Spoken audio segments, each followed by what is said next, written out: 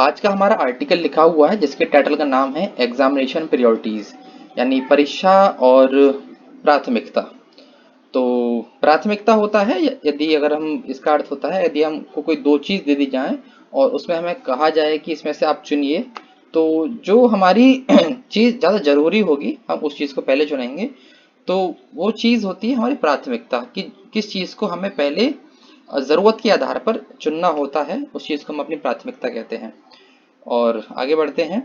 ये title paragraph है mass vaccination, यानी कि बड़े स्तर पर वैक्सीनेशन मीन्स होता है टीकाकरण, लोगों को टीका लगाना। तो मास वैक्सीनेशन अहेड ऑफ यानी के पहले पब्लिक एग्जामिनेशन, जो सार्वजनिक एग्जामिनेशन है, परीक्षाएं हैं, उससे पहले मास वैक्सीनेशन करना कैन रिड्यूस, ये कम कर सकता है स्ट्रेस को यानी तनाव को फॉर स्टूडेंट्स, विद्यार्थियों के लिए। ठीक, यानी कि जो अभी एग्जाम हो रहे हैं, इवन होने वाले हैं, अभी कैंसिल भी हो गए हैं 10th वालों के, तो 12th के भी पोस्टपोन्ड हो गए हैं। तो वो एग्जाम से पहले अगर हम मास वैक्सीनेशन करते हैं, बड़े स्तर पर लोगों को टीकाकरण करते हैं, तो वो चीज़ क्या कर सकती है, बच्चों के स्ट्रेस को कम कर सकती है। ठीक, आगे बढ़ते हैं। द डिसीजन, फैसला, टू पुट ऑफ, स्थगित करने का, the CBSE class 12th public examination, CBSE के क्लास 12वीं के जो पब्लिक एग्जामिनेशन है, सार्वजनिक रूप से होने वाली जो परीक्षा है उनको, और cancel the class 10th examination, और क्लास 10वीं के जो पेपर हैं उनको कैंसिल करने का जो डिसीजन है, एट द एंड ऑफ, यानी कि उस समय पर, यानी कि किसी एक अंत के समय पर। और कौन सा अंत, द डिसरप्टेड एकेडमिक ईयर, यानी कि जो शिक्षा से संबंधित जो साल है उस साल के अंत में। और वो साल कैसी रही है, वो रही है डिसरप्टेड रही है, डिसऑर्डर रही है, यानी कि बाधाओं से भरी हुई साल रही है वो। तो उस साल के अंत में ये डिसीजन है वो लेके आया है, ब्रिंग्स, ब्रिंग्स मीन्स लेके आना, much needed relief, much needed means बहुत, जिसकी ज्यादा जरूरत थी हमें, एक ऐसे रिलीफ को लेके आया है, रिलीफ मीन्स राहत, किसके लिए, टू एनेक्सियस स्टूडेंट, ऐसे विद्यार्थियों के लिए जो बहुत चिंतित थे, परेशान थे। और caught on the crest of the second covid wave, और जिन विद्यार्थियों को, जिन स्टूडेंट्स को कॉट ऑन किया गया था, मीन्स पकड़ लिया गया था, किसने, कब, द क्रेस्ट मीन्स शिखर पर, पीक पर, of the second covid wave, ये जो कोविड-19 की जो सेकेंड वेव आई है, तो अब ये ऑलमोस्ट इसके पीक पर होने पर, जब ये पीक पर है, आई है, तब इसने बच्चों को अपनी अकड़ में, जकड़ में ले लिया है और इससे बच्चे परेशान हैं। क्योंकि अभी आगे बताया है कि ऐसा क्यों है। अब आगे है अनलाइक मीन्स किसी चीज के एकदम अलग होना, unlike last years first phase of the pandemic, जिस तरह पिछली साल जो वैश्विक महामारी हुई थी उससे एकदम अलग। The on going wild spread,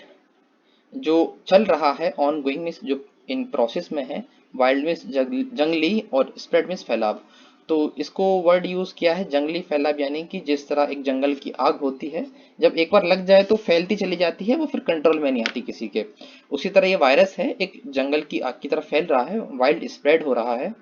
उसने कवर किया है, अपने घेरे में लिया है, यंग पीपल एज वेल, और यंग पीपल्स को भी उन्होंने अपने घेरे में ले लिया है, जो कि ऐसा लास्ट ईयर नहीं हुआ था। ठीक है, तो उसी वजह से ये वाला ज्यादा खतरनाक भी है और इससे बच्चे परेशान भी हैं। The age cohort, age means उम्र, और कोहर्ट मीन्स ग्रुप, तो जो खास एज के जो ग्रुप हैं, द वर्ड यूज किया हुआ है यहाँ पे, द मीन्स खास, खास उम्र की बात की गई है, और वही उम्र के बच्चे जो यंग हैं उनकी बात की गई है। The age cohort of those, यानी एज ग्रुप के, कौन से, ऑफ दोज, वो लोग जो इन्फेक्टेड हैं, now includes even 15 year old, और जो एड एज ग्रुप है, यानी कि जो उम्र का जो ग्रुप है, समूह है,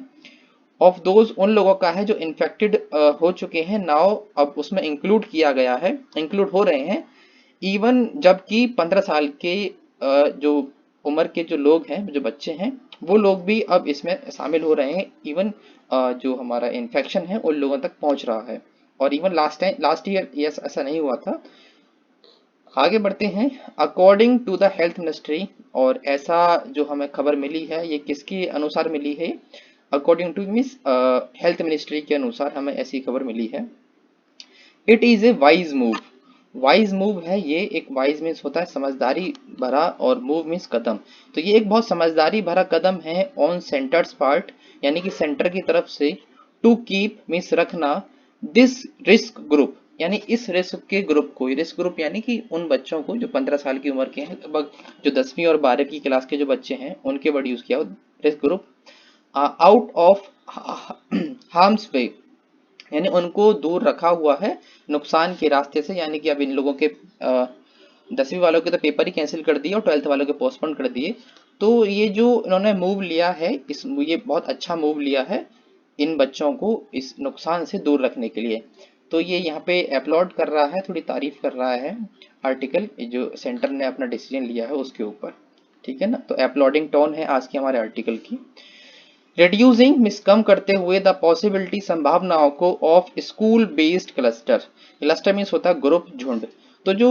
झुंड है यानी कि जो बच्चों का ग्रुप है जो स्कूल बेस्ड है, यानी कि स्कूल के आधार पर होने वाले जो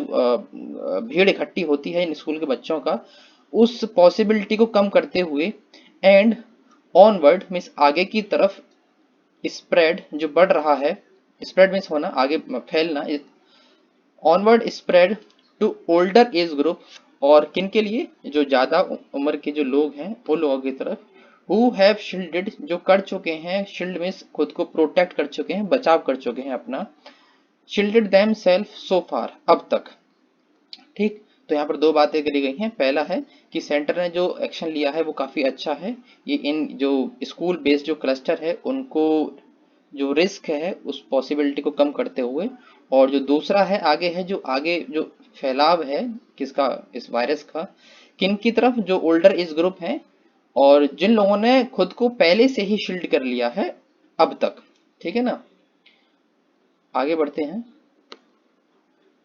द ऑनस मिस जिम्मेदारी is now on state government. अब जो जिम्मेदारी है अब ये किस पर है, स्टेट गवर्नमेंट पर है। Some of which have already initiated the examination schedule, और जिनमें से सम ऑफ विच, जिनमें से जो स्टेट की बात की गई, कुछ स्टेटों में से, सारे स्टेटों में से कुछ स्टेट क्या हुए हैं, हैव ऑलरेडी इनिशिएटेड, उन्होंने पहले से ही शुरुआत कर दी गई है, शुरुआत कर दी है। इनिशिएट होता है किसी चीज की स्टार्टिंग कर देना, उन्होंने पहले ही शुरुआत कर दिया है किसको, द एग्जामिनेशन शेड्यूल को, यानी कि जो परीक्षा का कार्यक्रम है उसको, उसकी जो रीशेड्यूल है, फिर से कब एग्जाम कराने हैं कब नहीं कराने हैं, उस चीज के उसके ऊपर अपना कदम ले लिया है, ठीक है ना। टू सिमिलरली रिकॉग्नाइज, टू करते हुए, समान रूप से पहचान, तो समान रूप से पहचान करते हुए, द ग्रोइंग क्राइसिस जो बढ़ता हुआ संकट है, आपदा है, एंड डिस्प्ले और शो करना, दिखाना,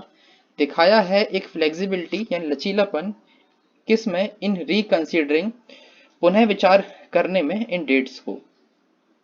तो अब इन्होंने क्या किया है, जो गवर्नमेंट है हमारी, उन्होंने समान रूप से रिकॉग्नाइज करते हुए, पहचान करते हुए कि हाँ भाई अभी ये क्राइसिस बढ़ रही है, तो ये इस चीज को देखते हुए एक शो किया है, डिस्प्ले किया है अपनी फ्लेक्सिबिलिटी को, अपने लचीलेपन को, यानी कि अपने जो एक अड़ियल ना होना, यानी कि कहते हैं कि कुछ भी हो हम तो एग्जाम कराएंगे, तो उस चीज को, अपने उस रुख को बदलते हुए, अड़ियलपन को साइड में रखते हुए कुछ फ्लेक्सिबिलिटी दिखाई है। और फ्लेक्सिबिलिटी किसकी है, रिकंसिडरिंग द डेट्स, कि अपनी डेट्स को रिकंसिडर करना है, पुनः विचार करना है, तो इन डेट्स को शफल कर दिया है, थोड़ा सा आगे बढ़ा दिया है, ठीक। आगे लिखा है केरला हेड, यानी केरला कर चुका है, फॉर इंस्टांस, इंस्टांस मीन्स होता है उदाहरण के तौर पर, केरला ने क्या किया है, पोस्टपोन्ड किए हैं अपने एसएसएलसी, एसएसएलसी होता है सेकेंडरी स्कूल लीविंग सर्टिफिकेट को, यानी कि हमारे 10वीं क्लास को पास करने के बाद एक सर्टिफिकेट मिलता है, ये साउथ स्टेट्स में ऐसा होता है, और हायर सेकेंडरी लेवल एग्जामिनेशन को, यानी कि हायर सेकेंडरी होता है 12वीं की क्लास को, 11वीं और 12वीं की। तो प्राइमरी होता है पहली से 5, और सेकेंडरी 5 से 10, और हायर सेकेंडरी 11वीं 12वीं के लिए कहते हैं। तो इसने क्या किया है, केरला ने पोस्टपोन कर दिया गया है एसएसएलसी को और हायर सेकेंडरी लेवल एग्जामिनेशन को, किसकी वजह से, ड्यू टू यानी के कारण से, द स्टेट इलेक्शन, जो स्टेट में होने वाले इलेक्शन है उसकी वजह से इन्होंने इसको स्थगित कर दिया था। बट दीज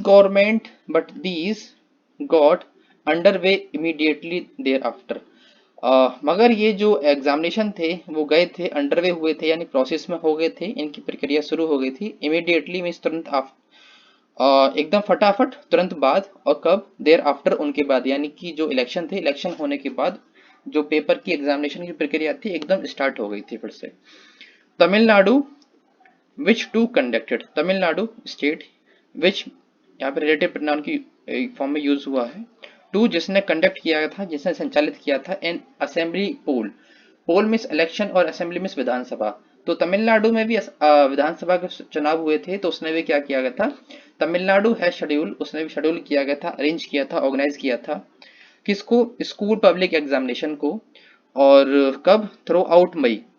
तो उसने भी इनको शेड्यूल किया, यानी कि फिर से अरेंज किया, ऑर्गेनाइज किया जो स्कूल के जो एग्जामिनेशन है उनको, और कब किया है, थ्रू आउट मई किया है, यानी मई के दौरान में किया है कि मई अब आएगा तो तब इन एग्जाम्स को हम करेंगे, ठीक है। तो what state government should be focusing, what means क्या, स्टेट गवर्नमेंट शुड बी यानी होना चाहिए, फोकसिंग ऑन, तो स्टेट गवर्नमेंट को किस चीज पे फोकस करना चाहिए, वो है enhancement of efficiency of vaccination roll out, यानी कि इनहेंसमेंट में होता है किस चीज को बढ़ाना, इंक्रीज करना, ऑफ द इफिशियंसी में होता है कैपेसिटी, क्षमता, ऑफ वैक्सीनेशन मीन्स होता है टीकाकरण की, और रोल आउट मीन्स होता है लॉन्च करना। तो जो वैक्सीनेशन का जो प्रोसेस है उसको लागू में लेके आना और एस्टेब्लिश करना, ठीक है ना, तो उस चीज को इनहेंस करना, करने के ऊपर फोकस करना चाहिए, यानी उस चीज को बढ़ावा देना चाहिए, और उसकी मतलब जो हम वैक्सीनेशन की जो क्षमता है, क्षमता को बढ़ाने के ऊपर फोकस करना चाहिए, ठीक। आगे बढ़ते हैं। Focusing through roll out, using इस्तेमाल करते हुए, अवेलेबल यानी जो उपलब्ध वैक्सीन्स हैं, vaccines and new ones in the pipeline, और जो कुछ वैक्सीन्स हैं जो अभी पाइपलाइन में है, पाइपलाइन का मतलब होता है रास्ते में है। आपने देखा होगा घर की कभी टंकी है पानी वाली चलाई है, तो चलाने से पहले सारा पानी होता है पाइप में, आप ऑन करते हो फिर पाइप के थ्रू आपके पास आता है। तो कोई चीज अंडर पाइपलाइन है, इसका मतलब है वो रास्ते में है, अभी लॉन्च होने के लिए, आने के लिए, आपके पास आने के लिए। तो वही बात करी गई है, यूजिंग यानी इस्तेमाल करते हुए, जो अवेलेबल है आपके पास उपलब्ध है वैक्सीन, और new ones in the pipeline जो अभी आपके पास आने के लिए रास्ते में है, न्यू वंस यानी कि जो नई वैक्सीन हैं, ठीक है ना। दिस एफर्ट यानी जो कोशिश है, विल बी होगी, ग्रेटली हेल्प ये बहुत बड़ी मदद होगी, इफ अगर देयर इज वहां होता है, अनडिवाइडेड अटेंशन एक ऐसा ध्यान होता है, ध्यान रखा जाता है, जिस ध्यान पर मतलब एक ऐसा ध्यान जिसमें हमारा कोई अनडिवाइडेड हो, मीन्स ध्यान विचलित ना हो हमारा, ठीक है ना, एक बिना बंटवारे वाला ध्यान हो। अगर वहां ऐसा होता है जो कि डिवोट किया जाता है, पूरा फोकस्ड होता है वो ध्यान हमारा, पूरा निष्ठावान के साथ एक ही चीज पे फोकस करने वाला ध्यान होता है हमारा, तो वो काफी ग्रेटफुल होगा किस चीज के लिए, टू कवरिंग कवर करने के लिए, ऑल एज ग्रुप जो सभी एज के ग्रुप के जो लोग हैं उनको कवर करने के लिए, और एट द अर्लीस्ट जितना जल्दी हो सके तब, उस टाइम पे। तो इसमें कहा गया है ये कोशिश बहुत मददगार होगी, बहुत बड़ी मदद होगी अगर वहां होता है, यानी कि जो स्टेट्स हैं वो करते हैं, एक अनडिवाइडेड अटेंशन लेते हैं, एक कैसी अटेंशन लेते हैं, जब उस टाइम पे जब अगर तुम्हारा दिमाग इधर से उधर ना भटके, जो डिवोटेड हो, पूरी फोकस्ड हो, किसके लिए, कवर करने के लिए सभी एज ग्रुप्स को जितना जल्दी हो सके उतना, ठीक है ना। यूजिंग द इनहेंस्ड सप्लाई, और ये कब करना है, ये इस्तेमाल करते हुए करना है, जो इनहेंस्ड सप्लाई, सप्लाई मीन्स होता है आपके पास किस चीज की उपस्थिति होना, आई मीन जो वैक्सीन है उसकी सप्लाई का, और कौन सप्लाई है वो इनहेंस्ड है, यानी बढ़ी हुई सप्लाई है, जो अब आपके पास सप्लाई बढ़ेगी, क्योंकि कुछ वैक्सीन पुरानी भी हैं, कुछ पाइपलाइन में भी हैं, it means on the way है, आने के लिए है। तो उन सबको अगर हम सही तरह से यूज करें तो चीजों को ठीक किया जा सकता है। तो ये हमारा आज का आर्टिकल है, आई होप आपको समझ में आया होगा। तो फिर फिलहाल के लिए इतना ही, आज के लिए धन्यवाद।